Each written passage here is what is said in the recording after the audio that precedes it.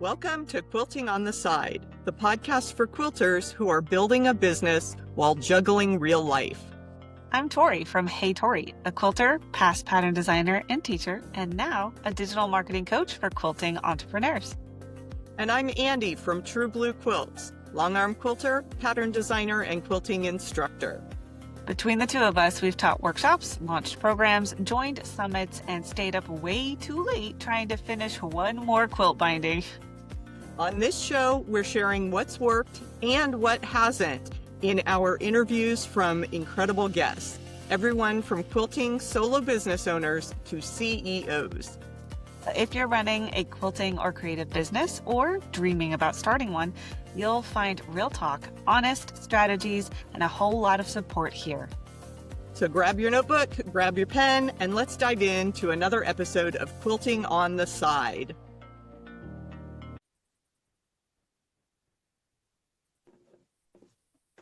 Hello, and welcome to another episode of Quilting on the Side. Just Andi here for the first portion of the hosting. Tori is busy with her family, but that's the beauty of these entrepreneurial journeys, is that we can just make it fit our family life. So we'll give her a pass on this one. But I want to welcome Tasha Haynes to the podcast. We met Tasha, I think, because of the podcast. I think so. Yeah. Yeah. You were one of our early fans, and we just roped you in, and I have loved getting to know you over the last couple of years with our shared love of YouTube as well, and all your gorgeous quilting. But this is all about you. So tell us how you got started quilting and what led you to make it into a business. Well, I got started quilting back in 2015. I had a sewing machine and a need to get out of the house to socialize. And my husband was like, you got to go make some friends. So a Facebook post came through with a woman that I used to work with at a hardware store, and she was teaching a quilting class. And I said, I've got a sewing machine. I can make a quilt. I'm going to go give that a go.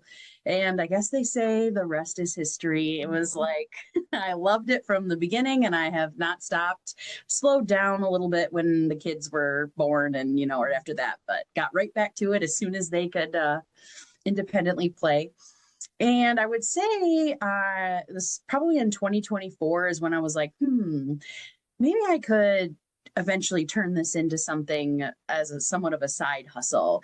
I'm not really in a hurry, but I thought, that might be interesting to give it a go. I had tried like blogging in the past with different topics, so I wasn't like unfamiliar with the idea, but obviously it was like natural for me to take the thing that I'm obsessed about most and see what I could do, or if I could do something with it. Yeah, that's great. So what were your first steps into making money? Did you have someone say, oh, that would be a great pattern, why don't you put that out there? Or was it more just trying everything? So it did start with a quilt that I designed for myself. And it ended up being the second pattern I wrote for sale, but it was the first pattern I designed and just made for myself. And I posted it in this wonderful Facebook group called Young and Millennial Quilters, but everybody's welcome.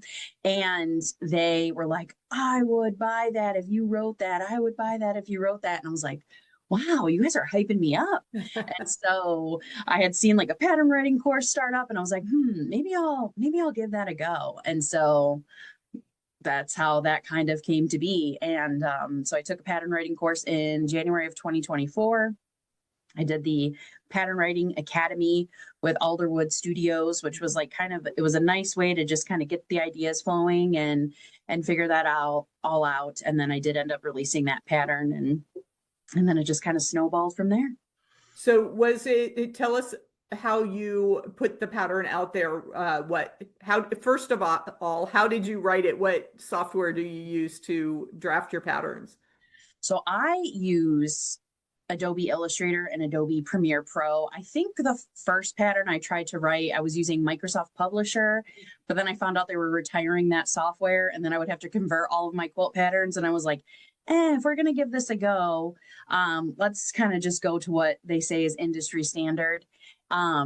and then I also knew that I was going to be like simultaneously, I was starting to dabble in YouTube. So I was like, well, I'll have the editing software, I'll have the Illustrator, I'll have InDesign, which is like where you write the pattern. So I ended up, I think the first pattern I did was kind of a hodgepodge, and then everything did end up converted into the Adobe suite of products.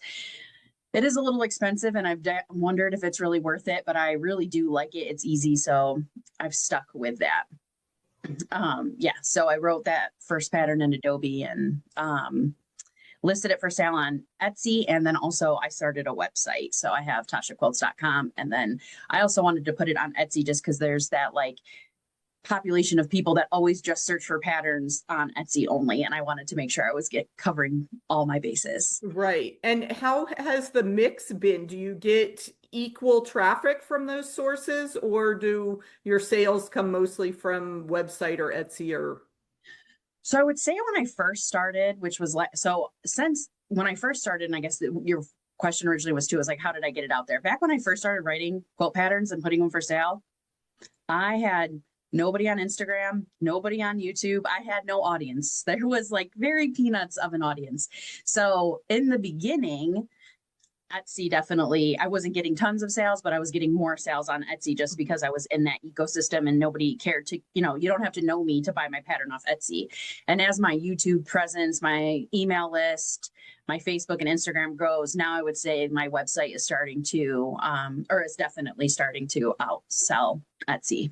oh, that's great. Yeah, because that's, everybody complains about all the fees and things on Etsy. So you definitely want to drive traffic to your own website when and if you are able to. So that's yeah. The other thing about Etsy is that you can't put those people on your email list. Like that's not allowed. So you sell to them, but then they're gone. Like it's a one-time thing. You never get them in your atmosphere.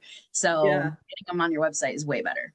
One trick, something I learned over the years from Etsy sellers is that you have that like one chance thank you email that you can send after someone purchases, and you can drop your newsletter link there. And so as long as they visit your website to opt into your newsletter, you're safe. But you're right, you can't just like take this customer list and send them a bunch of other emails about other things. So yeah, Etsy does put the walls up a little bit around their stuff. But yeah, it's a great starting place. I'm glad you had success with that. So I mentioned that we are both YouTubers, and tell us a little bit about how your channel grew and what drew you to the YouTube platform. So I started writing patterns in January of 2024. And I had designed that quilt. I loved making the quilt.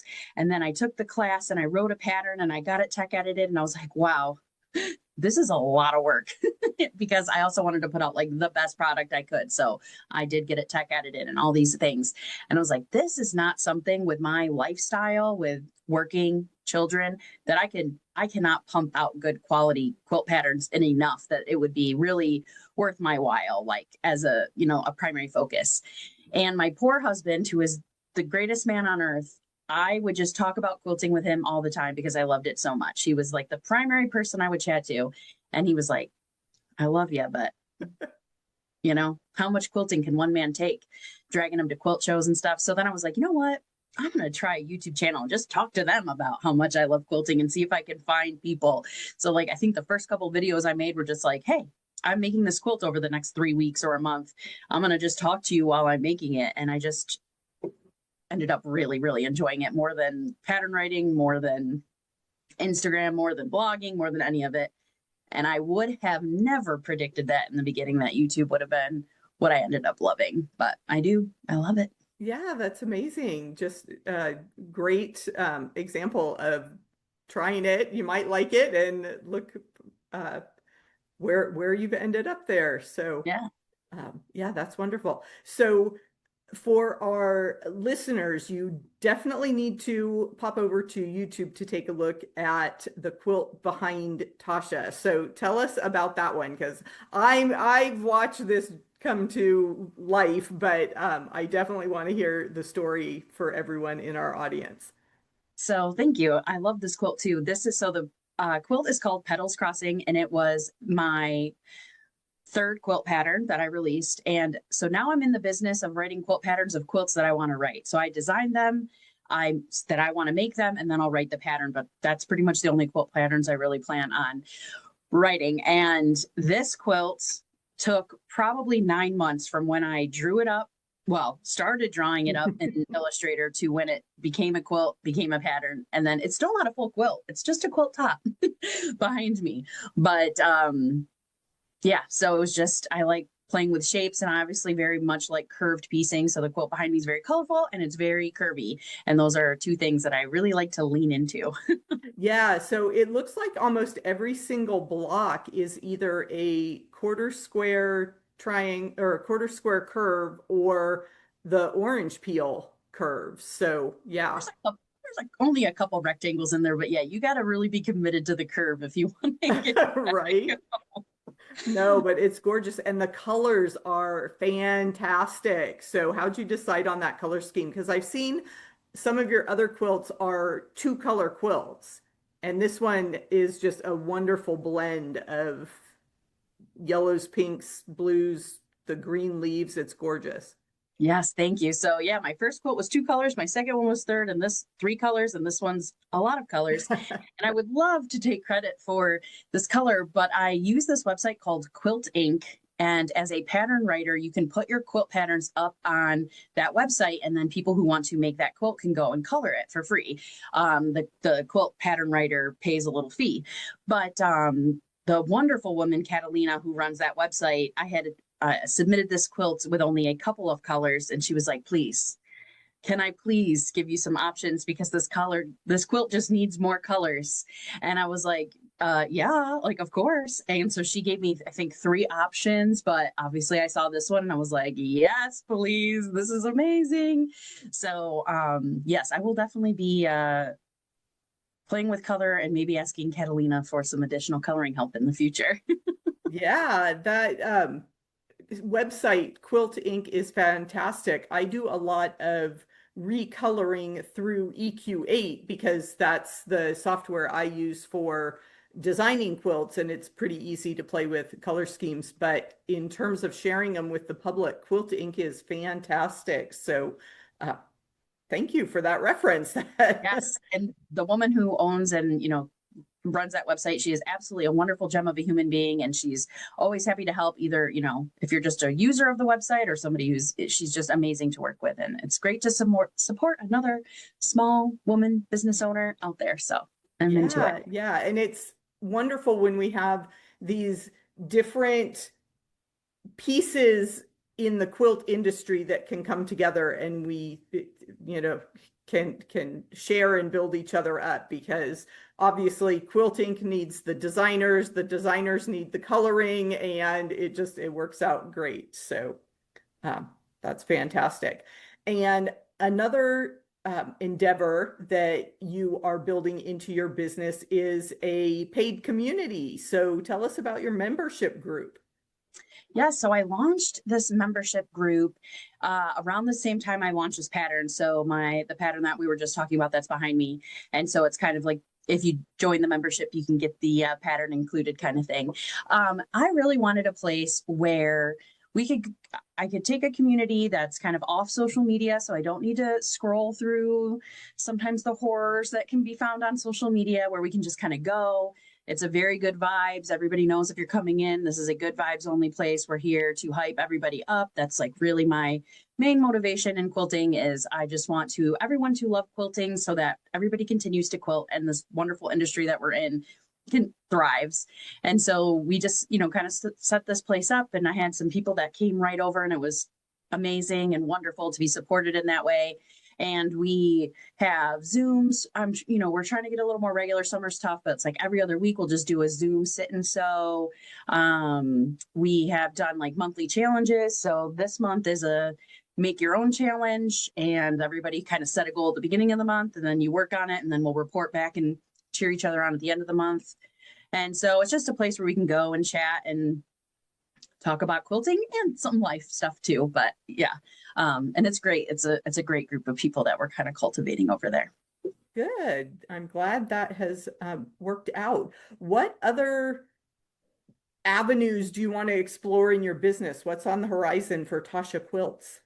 So it's funny when I started, because I'm an accountant by day. And so I'm a CPA. I got my MBA, been around businesses and stuff my whole career, but never really, been in charge of a business. And so when I sat down before I made Tasha Quilts, I came up with all these, what could all the revenue streams possibly be, whether I liked it or not. And YouTube was on there and I was like, low probability, but now it's probably going to be a good probability. So I just recently got monetized on YouTube. So that took me about a year and like 15 months, I think I want to say.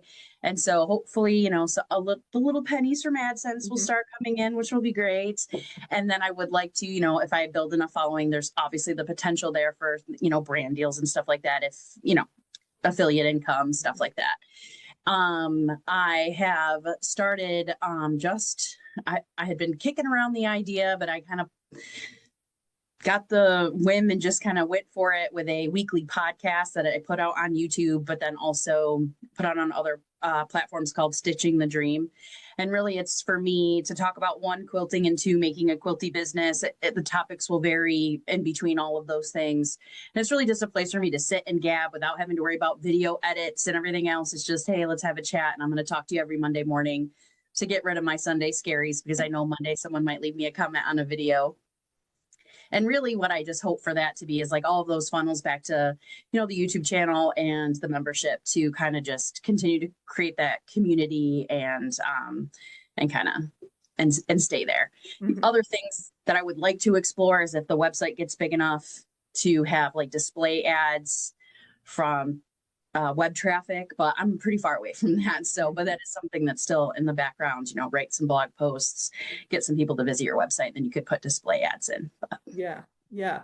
So you mentioned you have an MBA, so you've actually studied some of these, business building type topics. Where else have you found good information to grow your business? So I have found it, like you had mentioned, I found this podcast, and through that podcast, I've connected with you and with Tori and with other people who, kind of we're in your atmosphere. But then it's really been about like connecting with people who are doing similar things. So in the Pattern Writing Academy, I connected with some pattern writers, and we have some things that we can bounce ideas off on each other. On YouTube, I connected with Chris O'Neill from Sew the Distance and Fallon from So Be It Quilts.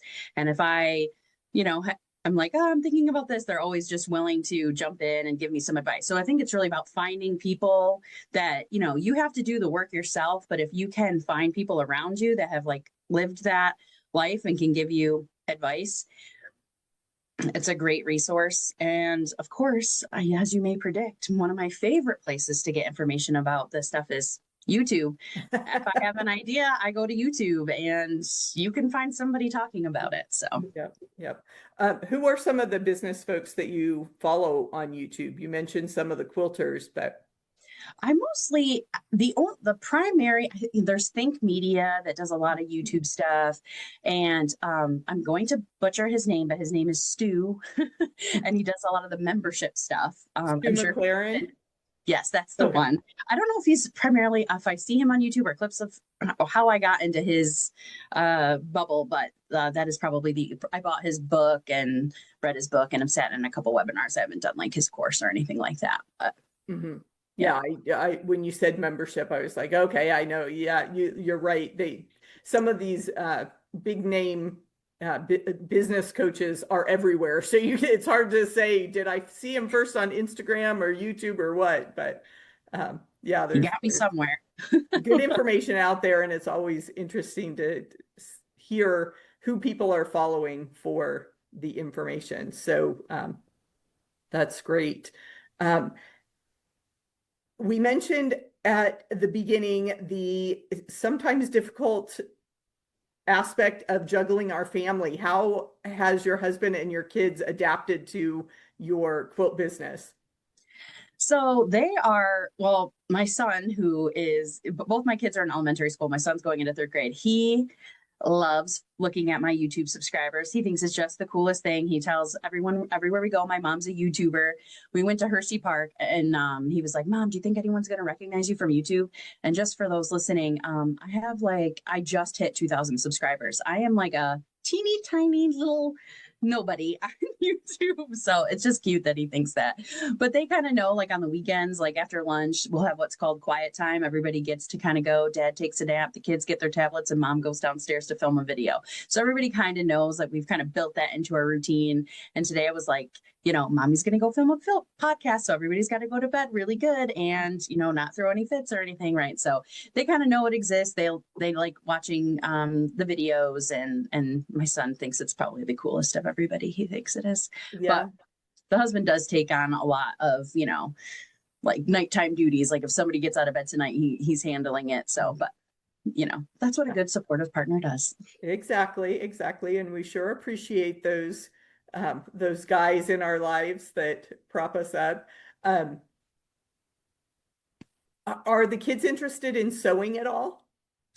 So my daughter she's definitely interested. She has like she just turned 5. So she has a little bit of a short attention span, but she'll come down here and say, Mom, can I use the pedal? And it is some of the scariest times of my life, but I'll let her use that pedal and start sewing. So yeah. I definitely hope we got she'll go to quilt shows with me. My son, actually, they'll sometimes fight. I'll like to take one kid with a local quilt show and they'll fight over whose turn it is. So sometimes I end up with 2 kids running around a quilt show, but now he's kind of phasing out of it. He'd rather play Fortnite than hang out with mom at quilt shows, but she'll still come with me.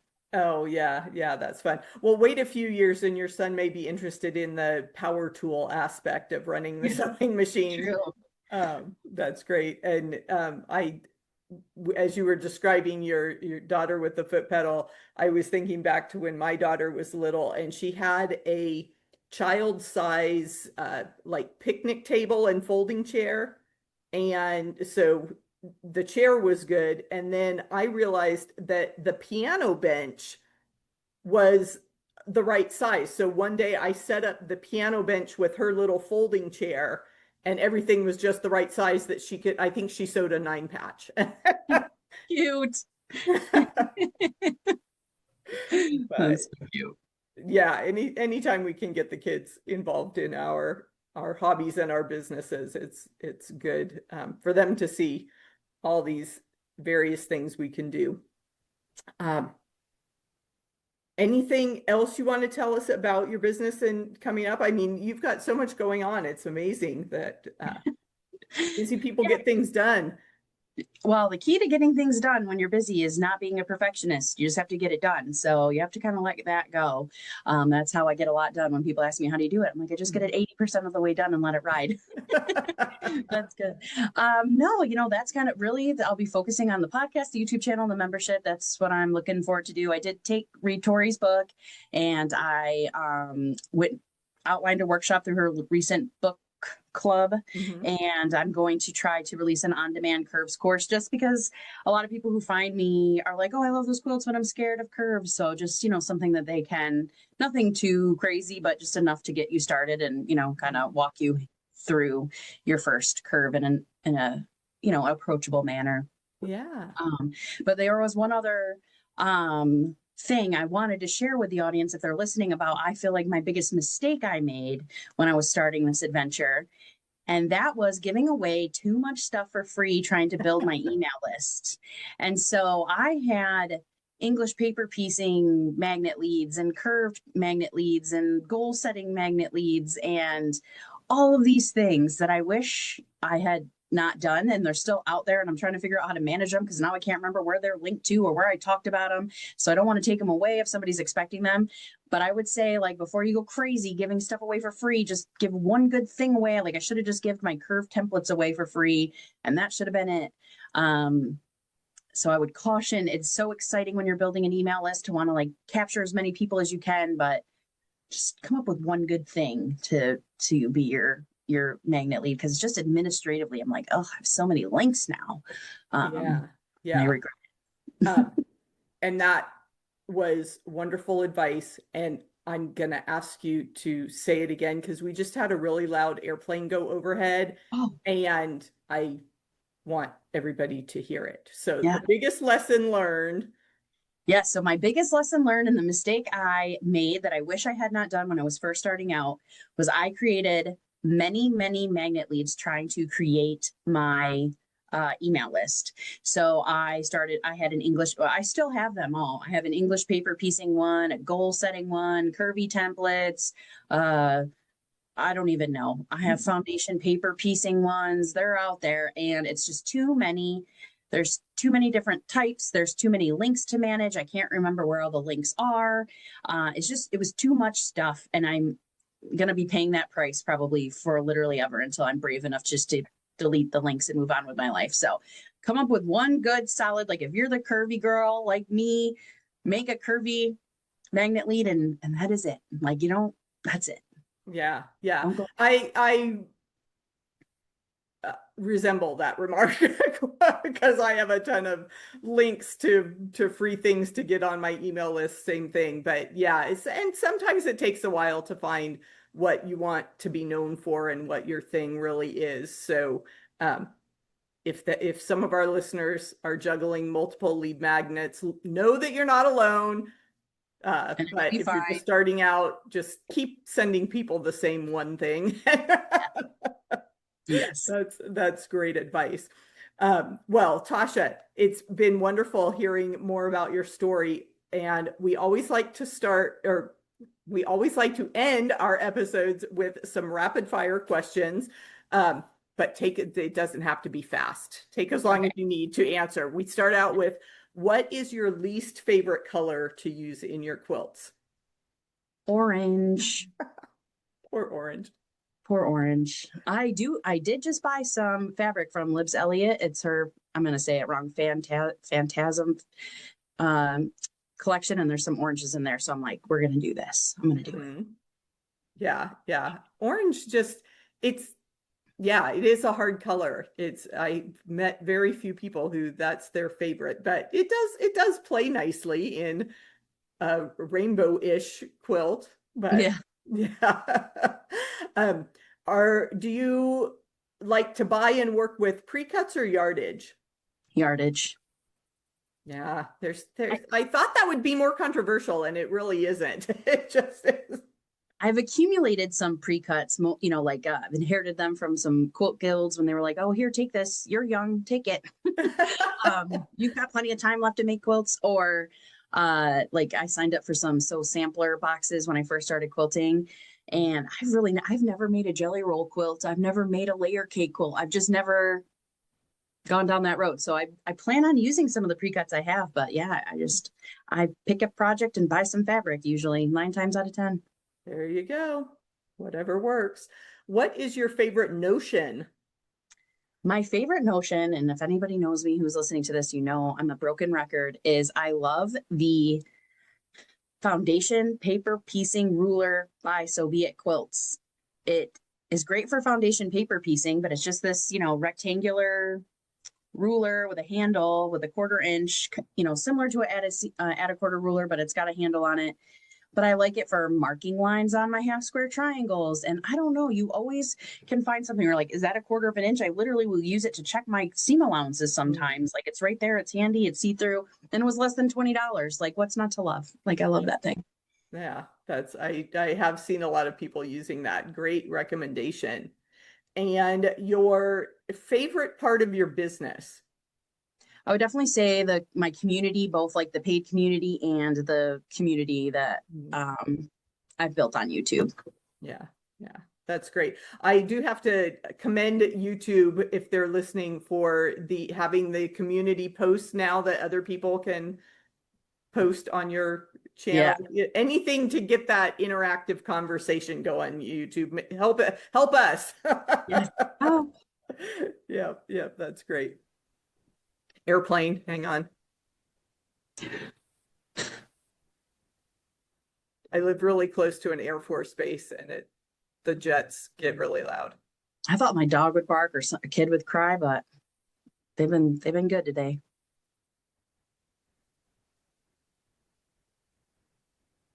And we're like right under where they turn, so that's why it takes so long for the noise to go away.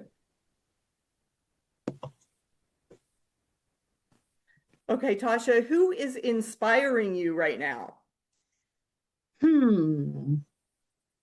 I would say like not a single individual person comes to mind, but I would say like it's just the collective of quilters. Like when I'm scrolling through Instagram or walking through a quilt show, I'm just finding inspiration everywhere. There's just all the quilters in general. It's inspire me all the time. Every day I see a quilt online somewhere where I'm like, dang, what a great idea. I'm like saving things like crazy out there. Yeah, if only we could live long enough to Right.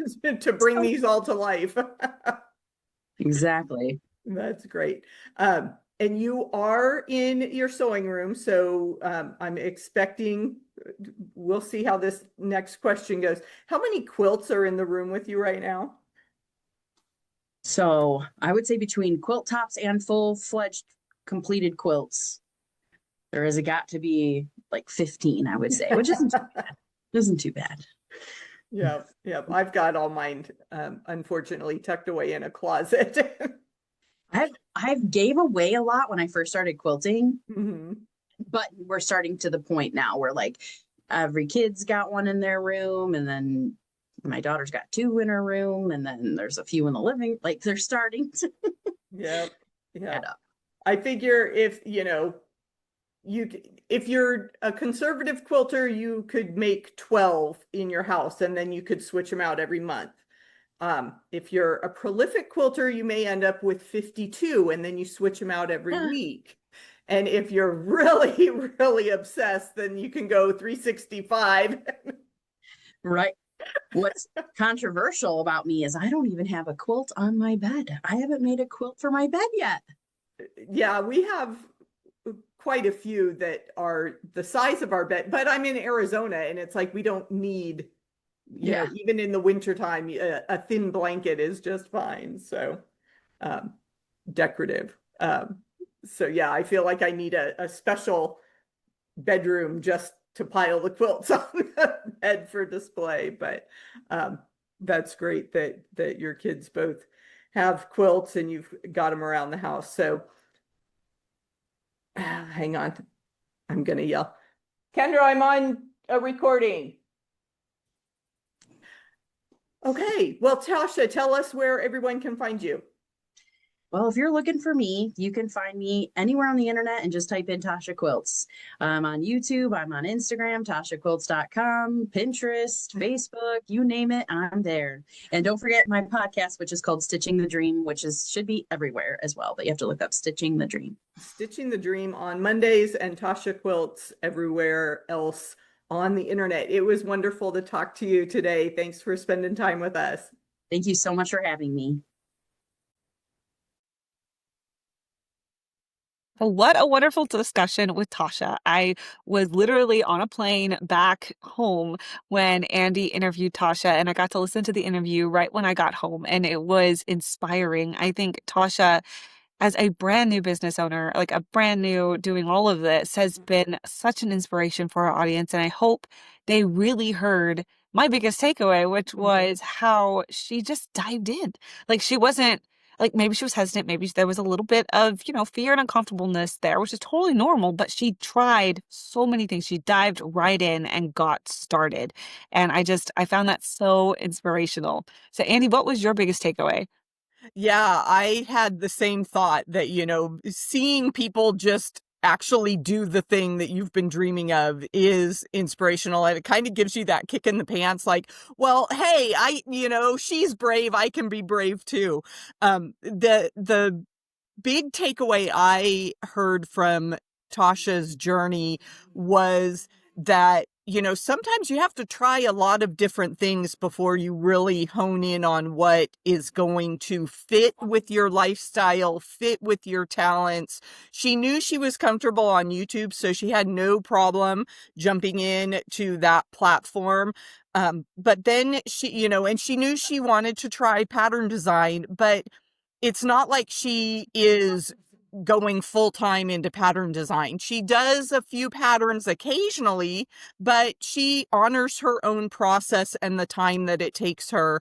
And, she's trying a membership. She's trying a podcast. It just is so fun to watch. And, you know, I want to give both of us a little pat on the back because Tasha really was one of our early listeners, and it just is gratifying to see that some of the hints we give here on the podcast are actually inspiring, and seeing our students have success is what every teacher dreams of. So it really was a wonderful episode, a wonderful story to hear of Tasha's journey.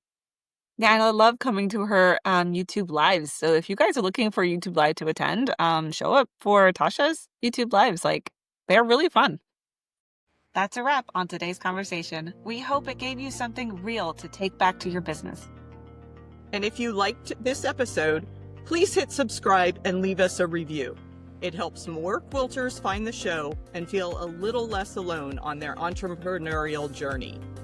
And if you want more support, from behind the scenes content to live chats, you'll find more in our Quilting on the Side community on Patreon. And as always, don't forget to do a little quilting on the side.